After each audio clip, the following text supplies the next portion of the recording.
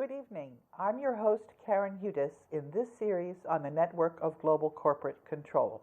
Carmen Stanley is a little bit under the weather, and therefore it's Mo Jackson who's in the control booth, and Mark Leake is helping him on audio. I've got a cold too, but hopefully we'll be able to manage. The network of global corporate control is a big conglomerate that owns and controls many companies on the capital markets and issues the world's paper currencies. Three mathematicians at the Federal Institute of Technology, Vitaly Glatfelder and Battiston, proved the existence of the network of global corporate control by looking at who owned the 43,000 companies traded on the world's capital markets.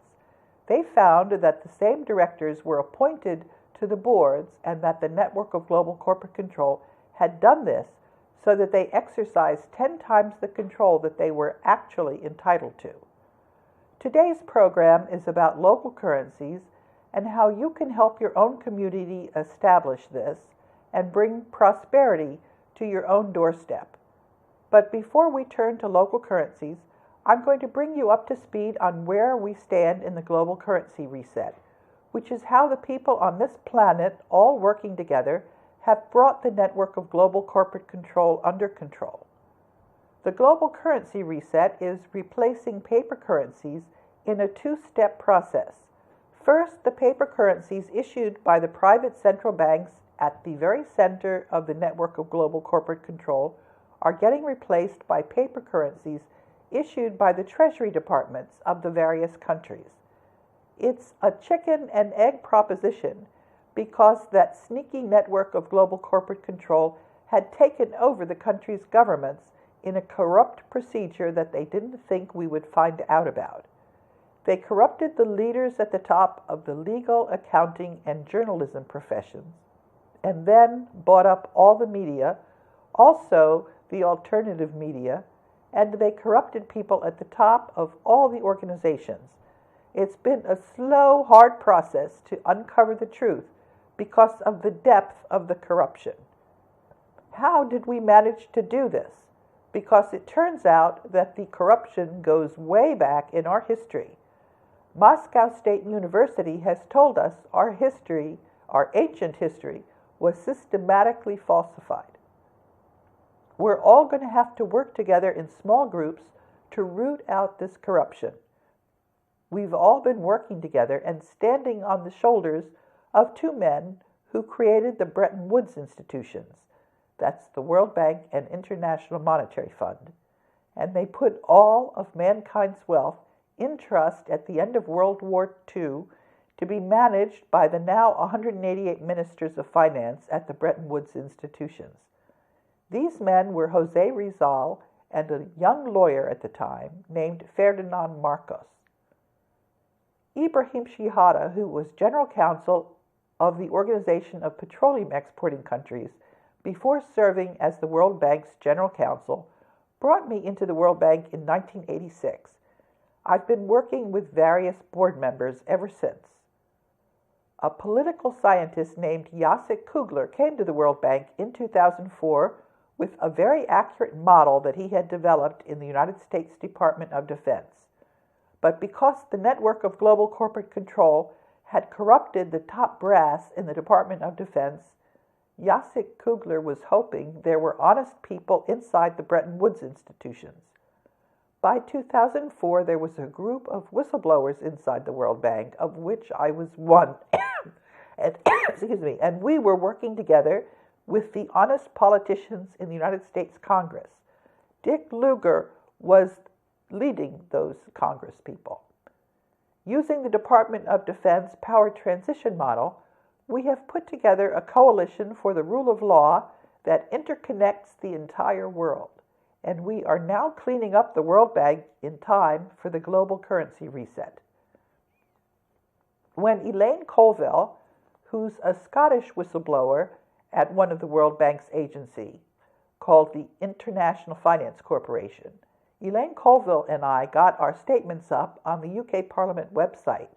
That's when the power transition model showed with 90 to 95% likelihood that coalitions would form to overpower the network of global corporate control. So let me tell you how things are going in the United Kingdom. There's a debate in the UK Parliament now, and the UK's Prime Minister, David Cameron, he's on the line. They're trying to remove him for corruption. And the United Kingdom Controller of the Exchequer, George Osborne, is also being accused of corruption, and they're being questioned in the UK Parliament. 4 members of Parliament asked George Osborne about where the United Kingdom's monetary gold reserves are, and Osborne simply stonewalled. Now a United Kingdom citizen is questioning a 5th MP, David Jones, about the global debt facility and why the United Kingdom is not accepting the offer of gold in the global currency reset. And there was a discussion in the Mirror about this, and we've been calling them into question since they're leaving out the real issues in the debate. Things are really coming to a head, and we'll have to see whether the power transition model holds or not. I have been getting a lot of comments up on a UK news source called Sputnik, and their comments about the power transition model. At one point, I thought Sputnik had taken the comments down. It turned out that my computer is hacked, and their comments were really up there. I tweeted that the comments were taken down, and somebody tweeted me back, no, they're really there. So you can see that there is a very vibrant coalition, in effect, that is now challenging the network of global corporate control.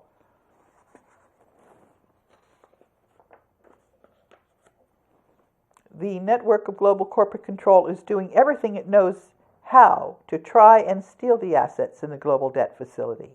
They bought up all the media. They co-opted most, but not all, fortunately, of the lawyers, and the same thing for the journalists. That's what this series is about. Today's program is about local currencies and how you can help your own community establish this and bring prosperity to your own doorstep.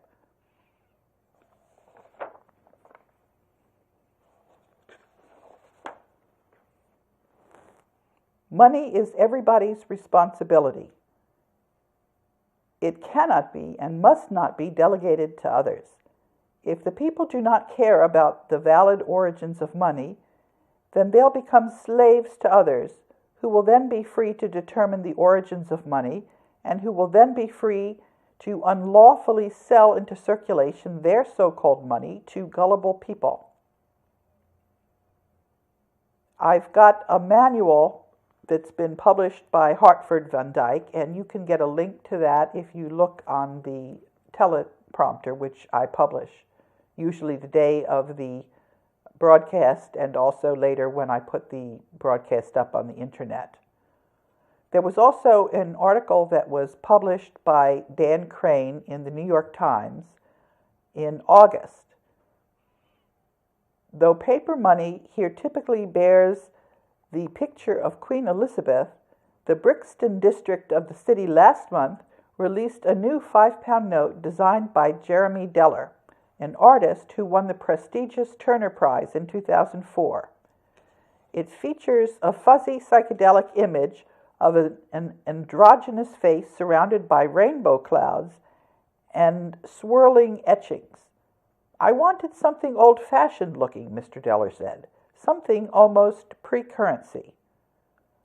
120 miles west of Brixton in the city of Bristol, a pound note issued after a design competition that was open to locals displays a colorful lemur striding atop a vibrant cityscape.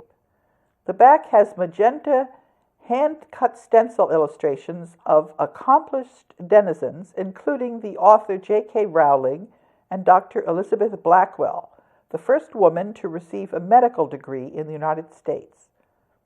As Bitcoin, PayPal, and other electronic forms of payment grow in popularity in the global economy, cash in a growing number of places not only Bristol and Brixton, but also Amsterdam, Ithaca, New York, and elsewhere, is becoming quite literally an artisanal object. These are small batch currencies designed by locals and lovingly handled by millennials who came of age during the rise of the internet, the meltdown of the stock market, and Edward Snowden's National Security Agency revelations, and would be forgiven for becoming more wary of credit and debit cards. Many are already opting for standard paper money over plastic when not resorting to freeganism or bartering. Once a marker of business with suspicious tax practices, the phrase cash only has come to signify hipster entrepreneurialism at places like Stumptown Coffee at the Ace Hotel in Midtown Manhattan or the Emerson Bar in Brooklyn. The term even arrived as a motto on a 3.1 Philip Lim tank top sold by the boutique Blue and Cream, and now that it's been marked down 50% to $97.50, you won't need a suitcase of bills to pay for it. Many of the new alternative currencies have the look and feel of the regular legal tender accepted at such places. Most include anti-counterfeiting measures like holograms and serial numbers, but they are more eye-catching. At the Efra Social, a Brixton pub, Ewan Graham, 31, an architect, was impressed upon examining one of the district's special pound notes for the first time. "I'd be more inclined to save money if it all looked like that," he said. The back of the note displayed a Karl Marx quote about capital and its occult ability to add value to itself. The 10-pound note, meanwhile, pictured David Bowie, a Brixton native, and he's, I believe, just recently died, and it had stardust, powdery substance was not included. It's easy to imagine such notes being fetishized as audiophiles do vinyl. The local currency, though, is intended not as a collectible, but to encourage trade at the community business where they're accepted, rather than chain stores, where money is taken in and it tends to flow out of town and into the coffers of multinational corporations. Compare it to the farmer's market. Homegrown lettuce now has a whole new meaning. If you use a local currency, you keep the money local, and that has lifts all boats vibe to it, said David Woolman, the author of The End of Money. Unfortunately, Mr. Woolman noted, farmers' markets are an easier sell to consumers. You have to work really hard to teach people what on earth your alternative currency is and convince them to jump on board, whereas anyone driving by a farmer's market will be like, "Oh, look, some fresh strawberries." One success story has been the Berkshire, and I'm going to be reading you some of their the statements they have on their website. How do you set up a local currency in your village and town, and why should you do this? The first thing you do is get yourself into a study group, which you form out of your closest friends, neighbors, and family. It should be a small group that can meet regularly and compare notes and work together with others. The reason for this is because all of your other existing organizations have been deliberately set up as part of the command and control network of the global network of corporate control. Why should you have a local currency? This is to get the freshest produce from your local farmers and create full employment in your local areas and to create a vibrant economy. How do you do this? Fortunately, there are a number of communities that have paved the way whom you can contact for information. There's no one way, right way to do this. Just like in any other decision, it's good to see what the options are and to choose the option that makes sense in your situation. One feature in local currencies is recommended by Silvio Giselle. That is to penalize people who hold the currency and don't circulate it. And this means that the value of the currency decreases if it's not spent within a certain time period. Silvio Giselle was a German-Belgian merchant who was born in 1862 and died in 1930. He emigrated from Belgium to Argentina and promoted his ideas in both Spanish and German. I have posted the teleprompter, which has links to the sources that I'm mentioning in this program, and I'll also answer your questions if you email me or make comments when the video is posted on the internet. So now let's move to the Berkshires, local currency. What they say on their website is we can all be richer, both financially and community-wise, if we keep our money local, do our best to support our local businesses, and do as little outside sourcing as possible. This is what Stephen Root, the owner of Berkshire Bike and Board, said. Berkshire Note features a different Berkshire hero. You can click on the names to read more about each hero, and there are 5 of them which are on a picture you can see. Anyone in the Berkshire region may spend Berkshires or accept Berkshires for payment. Berkshires can be obtained in participating bank branches in exchange for United States dollars at a rate of 95 cents per Berkshire. The federal dollars remain on deposit at the Berkshire's exchange banks in order to allow citizens to redeem Berkshires for dollars at the same exchange rate. For example, $95 would give you 100 Berkshires, and 100 Berkshires would give you $95.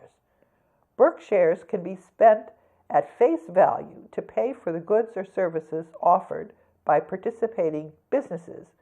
For example, 10 Berkshires can be used for a $10 purchase. The Berkshire's discount is shown as a business expense, like a credit card fee or a stockbroker's fee. The intent of the program is that more business transactions will take place as a result of Berkshires promoting local businesses, which can help make up for the discount if you're unable to respend all you receive. If you're using more Berkshires than you're taking in, the process is the reverse of depositing them. You write a check to Berkshires for a multiple of $9.50. So, for example, 475 federal dollars. You take your check to one of the 5 exchange banks, and you'll receive 500 Berkshires. You credit your checking account for $475 to record the check, and then you credit the Berkshire's discount expense line with $25. This is new value to your business. And you debit your Berkshire's cash account with $500. You place the 500 Berkshires in the secure place you've already established, waiting for bills to pay.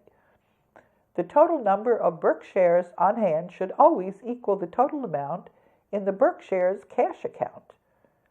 And it's recommended that you issue a specific amount in Berkshires each day so you can give change in Berkshires. And you encourage change from federal dollars transactions in Berkshires. Many customers don't have the time to go to the banks and like to trade in Berkshires, even without the 5% discount. And you keep enough Berkshires on hand in a secure location to pay your bills, and you have to pay your bills, obviously, with the merchants who accept them.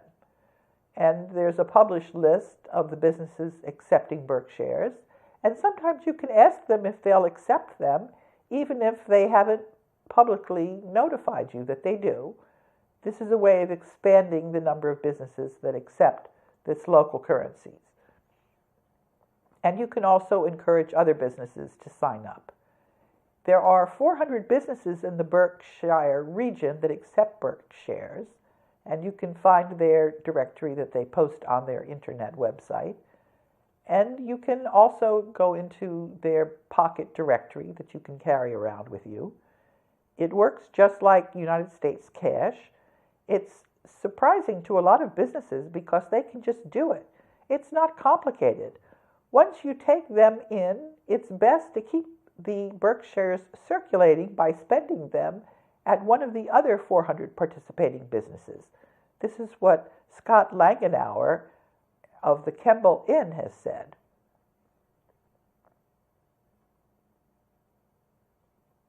If you or a business owner in the Berkshire region, Berkshires, they exist to support businesses like yours.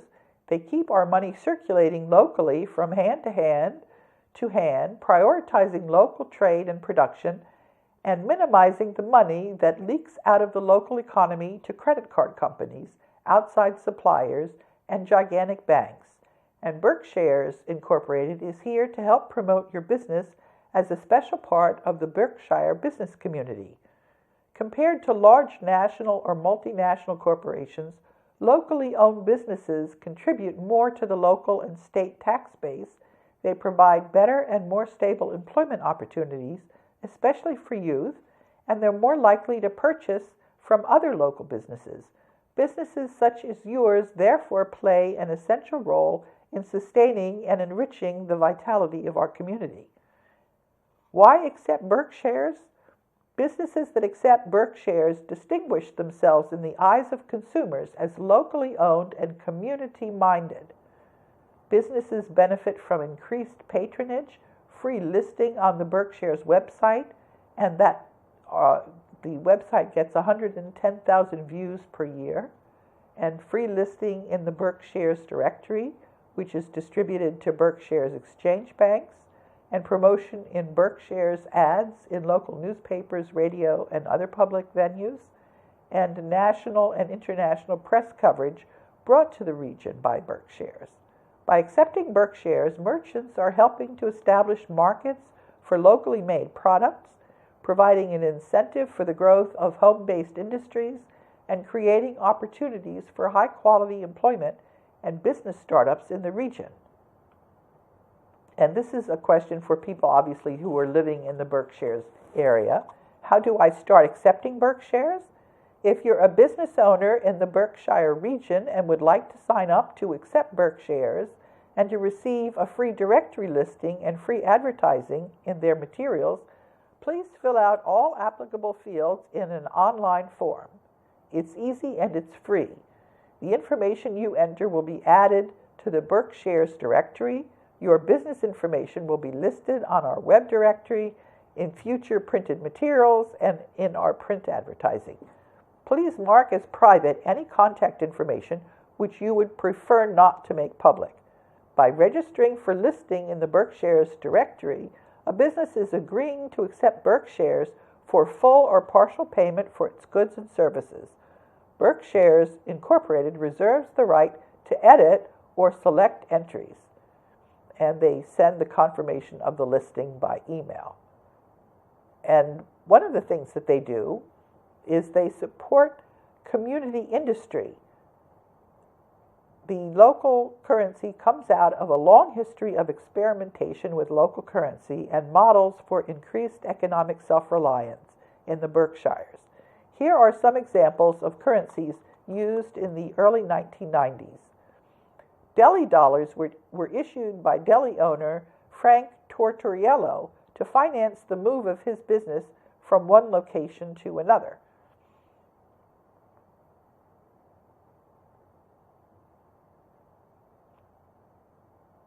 Berkshire Farm Preserve notes were jointly issued by two Great Barrington farms, the Corn Crib and the Taft Farm, to finance startup in the spring and could be redeemed once produce was ready to be harvested. Berkshires were issued by merchants in downtown Great Barrington to reward customers for shopping in locally owned stores. Berkshires in their current form were launched in September of 2006.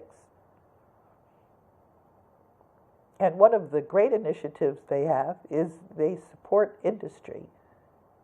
That's an initiative aimed at creating a culture of support for entrepreneurs interested in more labor-intensive, small-batch local production.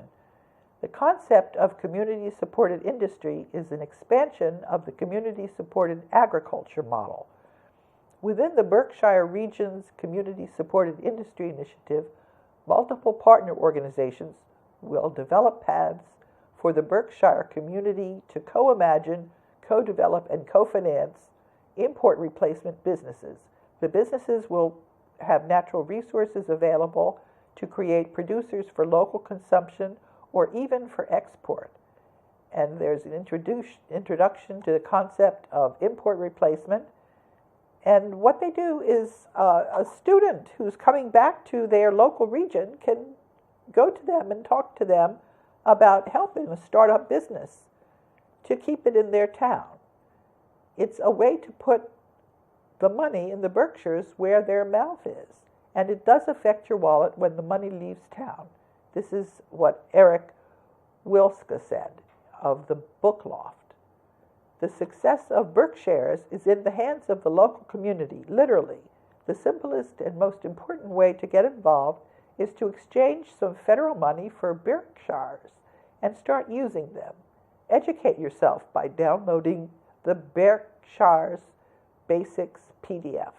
Now, this is an example. There's nothing to stop you in your local area from getting together with businesses and starting to produce your own local currency. It's not that difficult, really. There are a number of communities that are doing this all over the world, in the UK, and we've got materials that you can consult. It's a great way to volunteer your time. There are other ways to do it, and these are described in a book issued in the United Kingdom called Local Money. And this draws on the long history of local currencies, from local exchange trading schemes and time banks to paper currencies such as Ithaca hours and German regional currencies, which circulate between local businesses as an alternative to their losing trade to the big box retailers. The story ends in the development of the first transition currencies and the Totnes, Lewes, Stroud, and Brixton pounds. And what do governments say about local currencies? I've got a link showing what the United Kingdom says. Those scammers who charge interest on bogus country debt and who are poised through their quantitative easing to plunge the entire world into another dark ages have this to say. Nonetheless, consumers should be aware that local currency instruments do not benefit from the same level of consumer protection as banknotes. Right.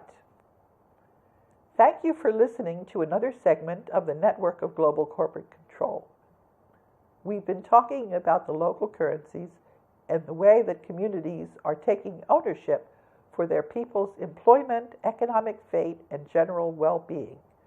Local currencies are the most important part of the global currency reset because they set a healthy standard and provide the foundation and essential building block for a clean financial system. Until next week, I'm your host, Karen Hudis.